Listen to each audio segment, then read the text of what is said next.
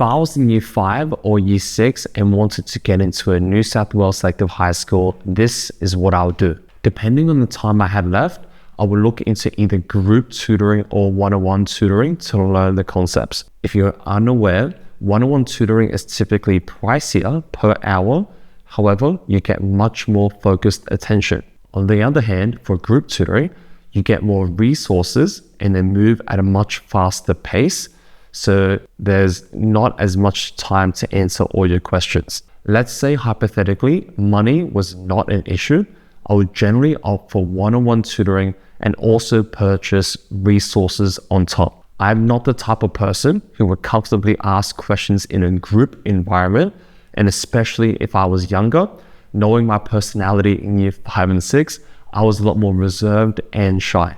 Don't get me wrong, I would still ask a question or two, but I was not smart or quick enough to get it from a simple 1 or 2 sentence explanation that the teacher gives to the entire class. We know that one-on-one tutoring is the most effective form of learning, and there are several studies to prove it. We know that one notable one being from Benjamin Bloom, where students who did one-on-one tutoring performed on average 98% better than students who learned through a traditional classroom and group environment due to the tailored and focused learning that was done.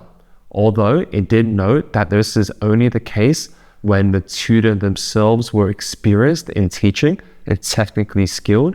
Otherwise, the improvement will be much lower than this. Obviously, this is a hypothetical situation where if, like I said, money was not an issue, then I'll have someone who's very knowledgeable and experienced about teaching this exam in a one-on-one format, so I can comfortably ask whatever questions that I may not have been comfortable asking in a group environment. If money was an issue and I was a much quicker learner, then group tutoring would probably be my preferred option, just because I'm able to meet new people who are also preparing for the exam, and I don't need a drawn out explanation. If anything, the number of resources that they provide will likely benefit me a lot more, because I don't need the concepts to be taught to me because I'm already a fast learner. But like I said, if I were to get into a New South Wales selective high school back when I was younger, I know for sure I wasn't the quickest learner and I needed someone to go through certain concepts with me, sometimes 3 or even 4 times before I could even understand it.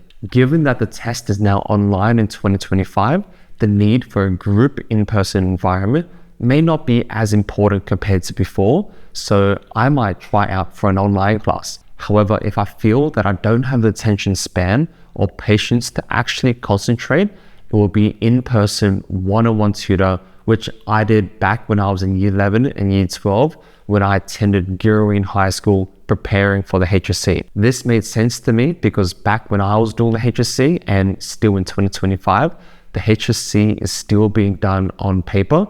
But if the New South Wales selective exam for year 7 entry was online, I might give online tutoring a go if I was back when I was in year 6, for instance. I know that when I was younger though, I would play quite a lot of games. So if I feel like I might play games during class or tutoring sessions or have other tabs that might distract me, then online tutoring would not be suitable for even me when I was younger, just because of the number of distractions and concentration that the student needs to provide. If you have enough time, I would recommend experimenting with in-person tutoring, online tutoring, group tutoring versus one-on-one tutoring, and see what works best for you. If money is a major factor, try out free resources or group tutoring, but try to make sure if it is a group that is only classes between 2 to 4 students maximum. According to several studies,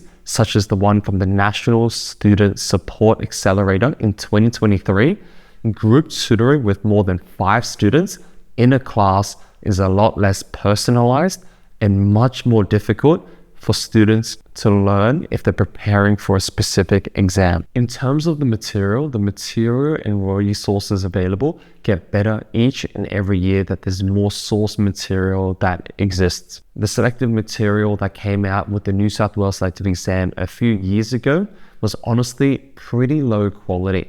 It was rehashed from older books.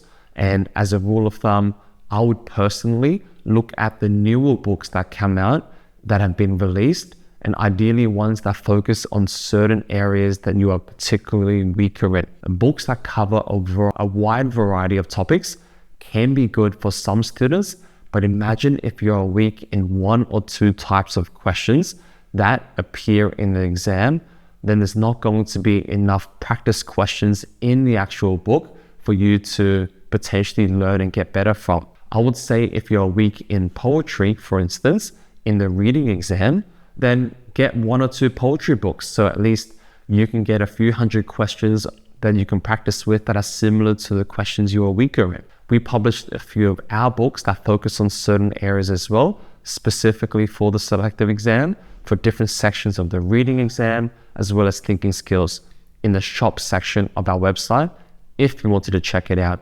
Otherwise, no pressure. Next, if I had about 3 to 6 months to the exam, I would do weekly or fortnightly tests, but they have to show me the ranking of each student. I need to know my position if I do the exams every week or fortnight to determine how I'm doing compared to other students my age. If I'm aiming for a school that's a very top-ranked school, such as Baulkham Hills or Girraween or Helston or Sydney Boys, for instance, I will know that I'll generally require at least 3 subjects in the top 10%, or at the very least in the top 15% when it goes to the overall results. So if there's 100 students that do the tests each week, I need to be in the top 10 in order to get top 10% in that subject. If I'm not, chances are it will be difficult to get into that high school, and I can either put in more effort or change my school choices accordingly to factor it in. A bigger leeway should be accounted for if it is a much smaller sample size, so it's a more accurate representation. Weekly or fortnightly tests will provide me with exposure to questions, and the reason why I don't really focus on just the raw score too much is because I don't know if Notes EDU, Pre-Uni, Alpha One, or other test providers are making it an easier, average, or harder difficulty test. If I got 15 out of 25 in writing, I might think that I'm doing terrible. But if the average across 100 students is 10 out of 25, it could actually be a really good mark if I'm in the top 10%, if my position is higher than the others. As a public service announcement or a PSA, we are running the Selective 2025 Horizon program, which is a completely free 10-week program where students can do all 4 exams and see their weekly rankings as well.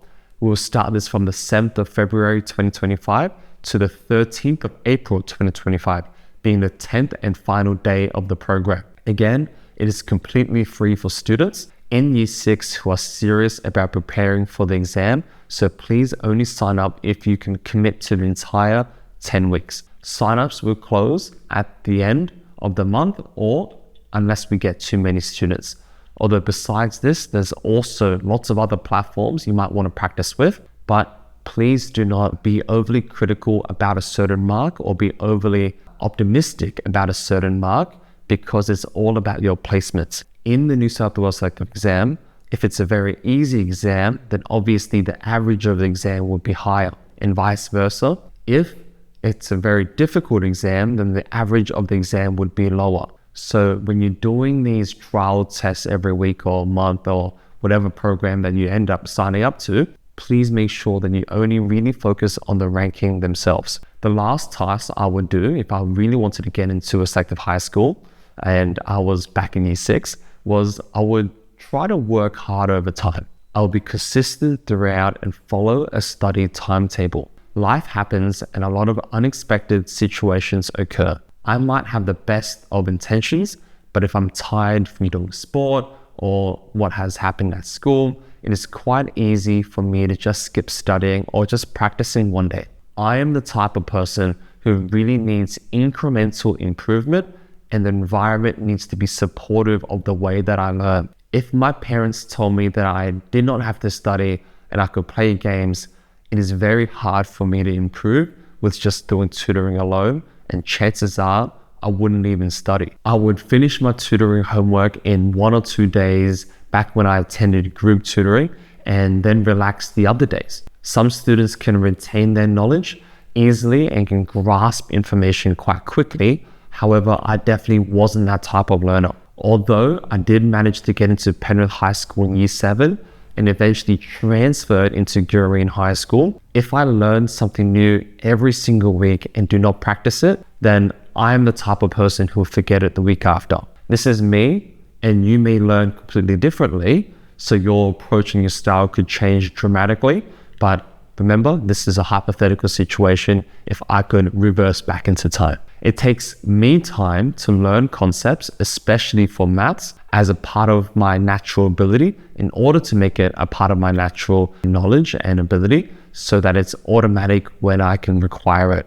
But imagine if I did tutoring, weekly tests, study on top, focusing on certain areas that I was weaker in, and I had a pretty complete plan, it will increase the likelihood that I won't forget concepts that I've already learned before. I'm the type of person who needs to have less temptations. Give me the phone, give me a computer after the exam or only on a weekend. Otherwise, I would be the type of person who will play games or talk to my friends nearly all the time. I'm glad that my parents had a pretty good balance, but honestly, games and relaxing can always come after the selective exam. If I did not make it into Penrith High School and went to my local school, being Blacktown Boys or Quakers Hill, my life would have likely turned out very differently to what it has. So I'm very appreciative of my parents, but if I followed everything that I now know, then I'm pretty confident that I could have just made it into Gureen in Year 7 and not have even tried out to transfer multiple times when I was older, which was really eye-opening, quite difficult, and honestly quite challenging in many regards. So by working hard over time, you're able to take advantage of the snowball effect with incremental improvements, because honestly, the selective exam is not really a test you can cram. For the old selective exam, it was definitely an option where some students might be able to cram in just a few weeks or in a few months.